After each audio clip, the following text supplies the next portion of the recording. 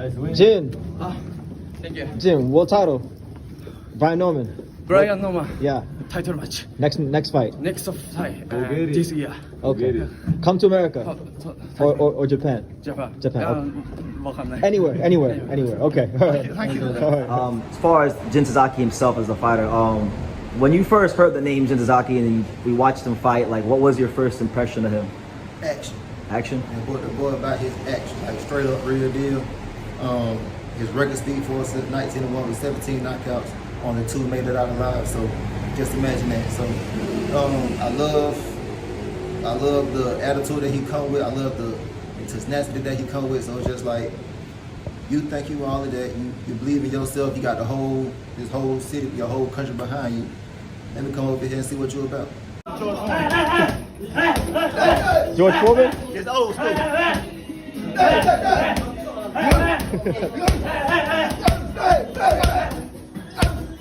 Get the other side. All right.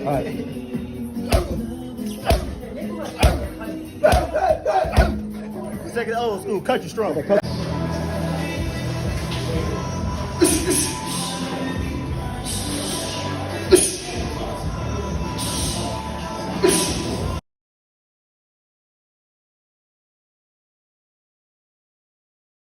ここにいるうちの本物のスクールスポーツのために行こうぜベイビーバン手の国は気をつけて、現実になることがありますからね。Standing on the precipice of greatness, Jin Sasaki will look to go where no other Japanese fighter before him has ever went in becoming the first welterweight champion in Japanese boxing history as he takes on Brian Norman Jr. June 19th at the Ota City General Gymnasium. This journey has been a long, tough, arduous journey for Japanese fighters. This will mark the 4th time that a Japanese fighter will challenge for the welterweight title. This journey began a while ago in 1976. So for historical context, let's look at the history of Japanese fighters challenging for the welterweight title.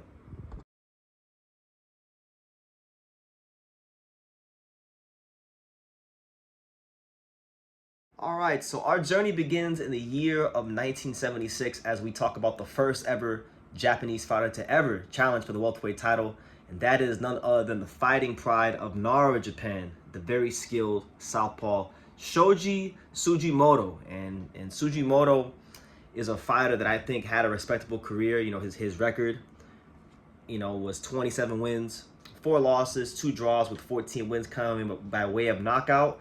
He had been the Japanese champion at welterweight on multiple occasions. And if you add up all the times he defended his Japanese title in his career, it comes out to 12 career defenses of the Japanese title. So domestically, a very good fighter.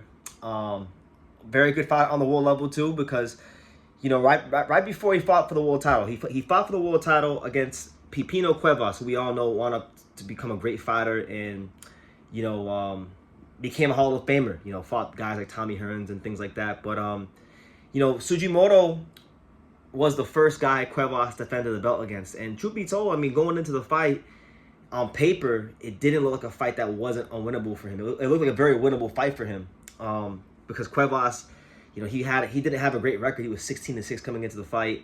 Tsujimoto had a very well decorated amateur background, being 92-10. And on top of that, Tsujimoto also had a win against a fighter by the name of Eddie Perkins. And Eddie Perkins is a guy that I just learned about in the research of this video. Perkins actually wound up going to the Hall of Fame. Eddie Perkins was the inaugural WBC champion at 140 in the 1960s. He was a 3-time champion at 140. And he fought in 24 countries. So the guy was the ultimate road warrior.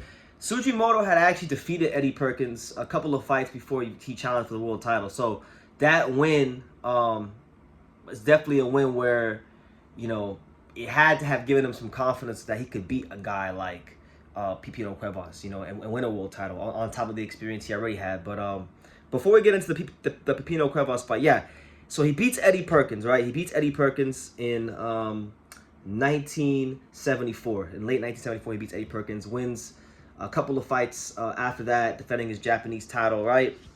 And then he ultimately gets the fight with Pipino Cuevas. Now, we all know Pipino Cuevas now as this great fighter, Pipino Cuevas went on to become a Hall of Famer. But at the time, Pipino Cuevas is 18 years old. He's still very green. He's still a guy that had a good amount of blemishes on his record going into that fight.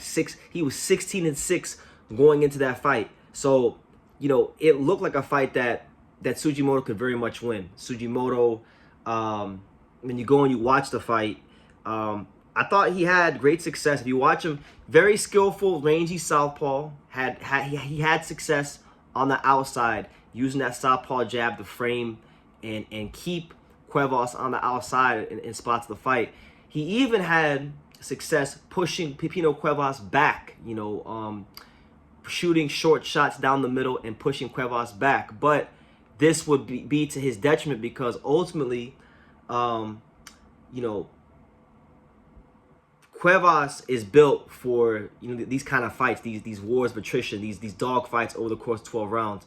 Tsujimoto was not. And so you had Pipino Cuevas who's throwing punches from the ground, from the ceiling, around the flanks, around the guard.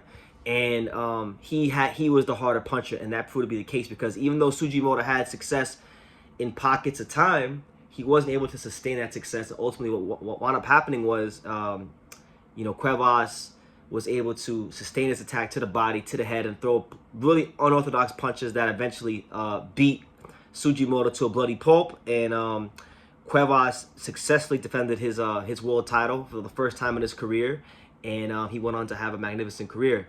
Tsujimoto, on the other hand, that was really the last time he was going to be at that level. After he lost to Cuevas, he still had his Japanese title, so he defended that a couple more times before ultimately losing to Akio Kameda, who, if you know anything about box history, Akio Kameda went on to go fight Aaron Pryor for the world title, and Akio Kameda went on to lose to Aaron Pryor, but he got to that level, and that's who ultimately ended the career of Tsujimoto. So Tsujimoto put up a very valiant effort.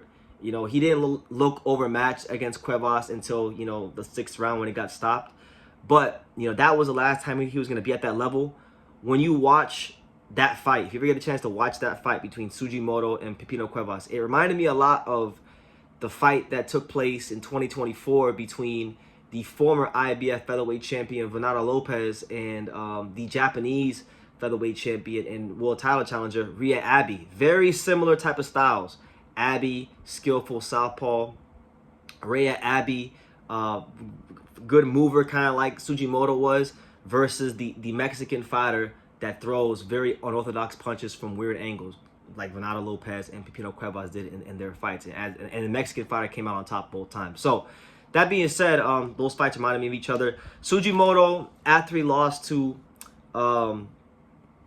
Cuevas, he boxed for about a couple more years, and then about a year and a half, 2 years more, and then he retired, and then he started a security business, and then in 1993 he started his own boxing gym called the Ozaki boxing gym, and he trained some fighters out of there, and he did his thing and stayed involved in the sport.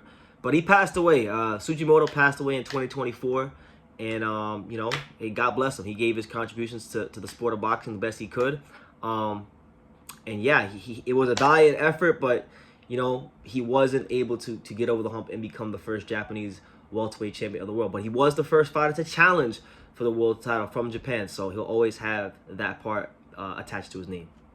17ポンド 66.6 キロがリミットのウェルター級です。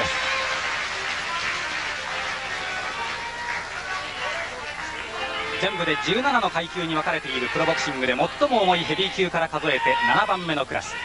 おとといスーパーファイトに登場したシュガーレイ・レナードが過去2度、ロベルト・ディランもレナードからタイトルを奪って一度このクラスのチャンピオンになっています。1980年代の締めくくりに登場する尾崎藤夫が日本人として初の世界ウェルター級チャンピオンに輝くことができますか。これまで5敗しています。いずれもタイトルがかかった大事な試合でした。屈辱にまみれ、挫折感に襲われることの繰り返し、その度にこのままでは終われない、自分のボクシングを完成させるまではやめられないという思いが尾崎を三度四度リングに向かわせたのです。大場正雄、浜田剛と2人の世界チャンピオンを送り出した名門経験陣が今ここに3人目の世界チャンピオンの誕生を必要としています。ひときわ大きな尾崎を迎える拍手と声援です。世界タイトル挑戦連続17試合失敗という日本ボクシング界。ボクシングファンが半ば諦めかけている世界チャンピオン誕生への願いに、果たしてこの尾崎藤を応えてくれるでしょうか。 WBA 1位尾崎藤夫、2度目の、そしておそらく彼自身が一番知っているはずです。最後の Alright, so the only other Japanese fighter that's ever challenged for the welterweight title is a fighter by the name of Fujio Ozaki. Now, Fujio Ozaki, he's a very interesting figure, very interesting fighter. You know, they called him the Japanese Roberto Duran. Very exciting fighter to watch, aggressive fighter to watch. Fujio Ozaki is also a fighter that they based the character Dante off of in Hajime no Ippo. If you look at, you know, his facial structure and Dante's facial structure in the Hajime no Ippo TV show, they look exactly the same. So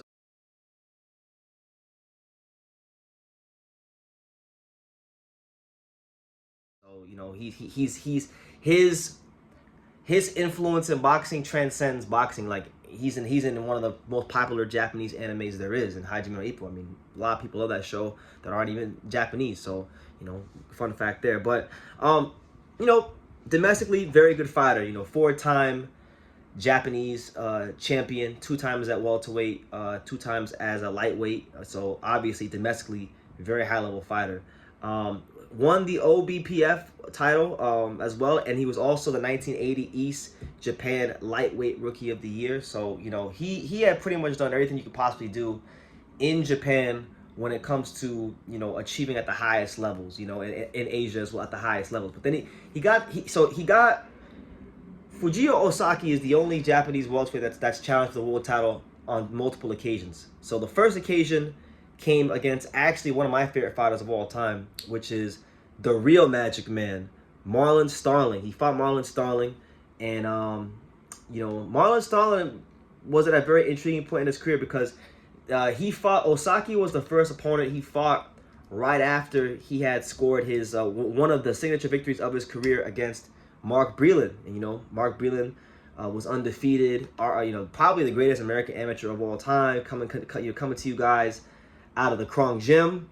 And you know, he beat Mark Breland had a star-making performance against Marlon Starling, I should say, had a star-making performance against Mark Breland, knocking him out and taking his undefeated record away from him, right? So Ozaki is the very next fight right after that. And you know, Fujio Ozaki gave him all he could handle. In fact, I would venture to say that Fujio Ozaki gave Marlon Starling a tougher fight than Mark Breland did in their first fight, and even more than Lloyd Honeygun. And these guys, you know, Honeygun, Mark Breland, these guys at that time, for that era, were the creme de la creme, best fighters in the weight class.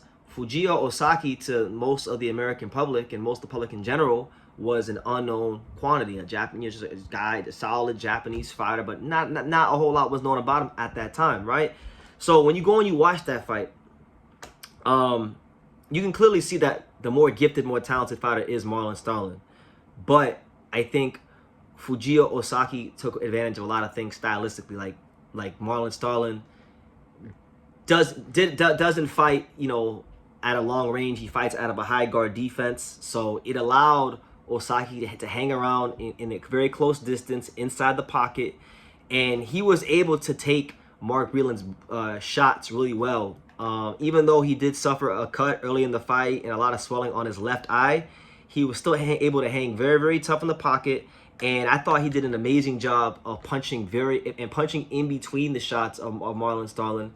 And then as the fight wore on, you know, though Marlon Starling was having a lot of periods of inactivity, not throwing his hands. And Ozaki recognized those moments and was able to throw, you know, instead of 1 or 2 punches, you know, 3, 4, 5 punch combinations. And some of them would land, some of them would not. But at least it's given the judges and the crowd the impression that he's, you know, in the fight, it's competitive, and he's there to win. So he's getting a lot of rounds off that. I thought Ozaki did a great job backing up Marlon Starling in the fight. You know, Harold Letterman, the very famous, and rest in peace to Harold Letterman. Harold Letterman, the very famous, you know, ringside scorecard guy for HBO, ringside judge for HBO. he actually had to fight 5 rounds apiece heading into the 11th round. So that will tell you what kind of competitive fight it was. In the 9th round, Ozaki actually wound up knocking out Marlon Starling's mouthpiece out of his mouth with the straight right hand, and he was very, very much in this fight. So much so to the point where he was even doing Ozaki was even showboating and taunting Marlon Starling in the 10th round. So you know, the fight goes the distance. He does what Lloyd Honeygun failed to do when he fought Marlon Starling, and he does what Mark Breland failed to do in their first fight with Marlon Starling. And he takes Marlon Starling at the peak of his powers to the distance, and arguably had a case to win the fight. I thought, you know, the 3 scorecards were 118-110, 117-112, and 117-114, which I thought the other 2 scorecards were very wide. I thought 117-114 was more fair, but Ozaki had a case to win this fight. This occasion right here, this fight that took place in August of 1987, or no, February of 1988, I should say. This was probably, to date, the closest any Japanese fighter has gotten to winning a welterweight world title. He gave a prime Marlon Starling everything he could handle, and I thought he gave a better account of himself in this fight than Breland did in the first Marlon Starling fight, and better than Lloyd Honeygun did in you know, their fight as well, because Marlon Starling stopped both those guys, and those guys are much bigger names and looked at to be of higher standing than Fujio Ozaki. So he loses that fight by UD. After that fight, you know, he goes back to the drawing board. He continues to work hard. You know, he wins, what is it, like 4 fights in a row, wins the OBPF title, and then he gets a shot at Mark Breland, right? So now it's late 1989, December of 1989. 2 years have passed, and Ozaki is getting another world title shot, and this time it's against the aforementioned Mark Breland, right? So in this fight, you know, Mark Breland, he had became champion, right? He becomes champion again, or he has a title. He has a WBA title, and he decides at this point in his career to go on a bit of a international tour. You know, the fight right before this fight, Breland had fought Mauro Martelli in Switzerland, right? So he fought him, knocked him out in 2 rounds. Then he fought Fujio Ozaki, and then he fought Lloyd in Japan, and then he fought Lloyd Honeygun in the UK. So how many American fighters, or in general, or just fighters in general, can fight in 3 different countries in 3 different fights? You know, Switzerland, Japan, UK. I haven't really seen many, if any, people do that. So, you know, that's pretty impressive stuff from Mark Breland. But nonetheless, as far as the fight, there's not a whole lot to dissect, because the truth of the matter is Breland's style was all wrong for Fujio Ozaki. Fujio Ozaki, you know, he likes to fight in the pocket. Mark Breland is very good at fighting very long. He was like a 6'2" welterweight, so he fought very well to his strengths and being a long, lanky fighter. And Ozaki couldn't really do anything with Mark Breland. Truth be told, he could not do anything with Mark Breland. And so it got to a point where the jab was working at such a great rate for Breland that you know, he was closing the eyes shut and swelling the eyes shut of Fujio Ozaki, and you know, that was it really. Like 4 rounds is all Mark Breland needed. He goes to Corkin Hall, and he successfully defends the belt in 4 rounds and destroys Fujio Ozaki, and that was it for him. That was the last of his career, and you know, he finished his career with 25 wins, 6 losses, and 16 wins come by way of knockout. Listen, a very good fighter. You know, a good fighter, probably a bit of an overachiever. You know, but definitely one of Japan's true warriors, a fighter that was able to give a prime Marlon Starling one of his hardest fights, and you know, is still his influence will be felt forever, because you know, they based the character Dante from Hajime no Ippo off of Fujio Ozaki. So yeah, shout out to him. He had 2 bids and he failed, but you know, he gave it his best.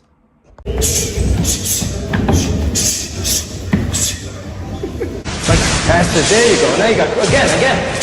Who's the last guy to stop? So in closing, I painted the picture for you guys for the history of Japanese welterweights at the world title level. You know, Fujio Ozaki had 2 attempts against Mark Breland and Marlon Starling. He lost both attempts. And then Shoji Tsujimoto, you know, he wound up losing to Pipino Cuevas. So it's crazy. All the Japanese fighters that have fought for the world title have only lost to like creme de la creme, top shelf fighters. You know, guys in the Hall of Fame or guys that deserve to be in the Hall of Fame. So there's no shame in that. But Jin Sasaki he doesn't just have like his own personal wants and needs and ambitions on his shoulders and in his spirit. No, he has history on his shoulders because again, Brian Norman Jr. is going to be a very tough assignment for him. Brian Norman Jr. pound for pound is one of the hardest hitting fighters in boxing today. He's a very dynamic talent, right? So it's not an easy task. This is the same type of task that Japanese welterweights have experienced in the past. But I would say, based on, you know, watching Fujio, Ozaki, and Shoji Tsujimoto, Jin Sasaki is a much more explosive fighter than both those guys. Those guys cannot punch. I mean, Ozaki could punch, but not like Jin. Jin is punching at a different level than those guys were. And that, I feel, gives him probably the best chance that any Japanese fighter has had to win a welterweight title.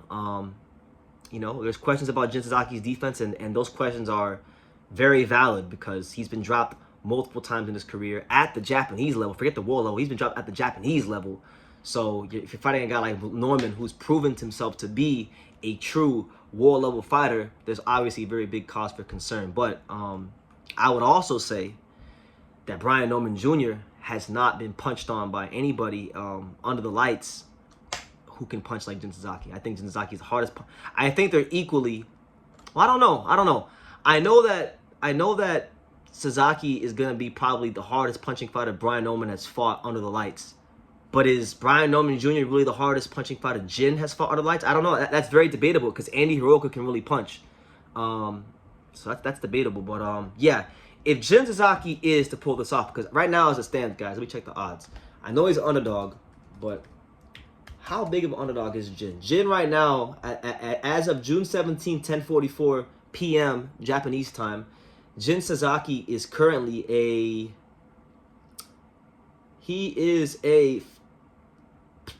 plus 300, so he is a 3-1 underdog. The odds have tightened up a little bit. You know, he was a bit wider earlier, so it's starting to tighten up. I'm sure there's money coming in on Jin Sasaki when it comes to the betting, but he's still the underdog. And you know, if he pulls this off, I'm telling you, if he pulls this off, not only will it be a big thing for the welterweight division, but it's not just him becoming a champion. Like, I really think if Jin Sasaki beats Brian Norman Jr., he's gonna elevate himself to iconic level of status here in Japanese boxing, because the welterweight division is a glamour division. You know, when you talk about the history of boxing in Japan, Japan has produced the 4th most champions in the history of boxing. The USA is number 1, Mexico is number 2, and the UK is number 3, and then Japan is 4th. So Japan has produced a lot of champions. I believe just under 100 career, 100 champions in the. It's like 90 something, if not 90 something champions. I don't remember the exact number, but it's around 90, just beneath 100. It's been a lot of fighters, and they've been fighters from all weight classes. You know, from minimum weight to light flyweight, bantamweight, super bantamweight, featherweight, super featherweight, lightweight, junior welterweight, super welterweight, and even middleweight. But they've never had that welterweight champion. In the welterweight division, when you talk about the history of boxing, is one of boxing's original 8 weight classes. It is one of boxing's original glamour divisions. So what I'm saying is if Jin Sasaki does pull this off, not only does it elevate him to iconic level status because no other Japanese fighter has done this before, but it makes him easily a 7-figure fighter and quite possibly the money man in this weight class. I'm gonna tell you guys this right now, for those of you who don't understand. Jin Sasaki, so in Japan, the boxing infrastructure is a lot different than in the States. You know, they don't have the Muhammad Ali Act here in Japan. So you can be a fighter's manager and promoter. There's no law that protects the fighters from that. So there's positives to that and there's negatives to that. Jin Sasaki trains at Hachiochi Nakaya Boxing Gym.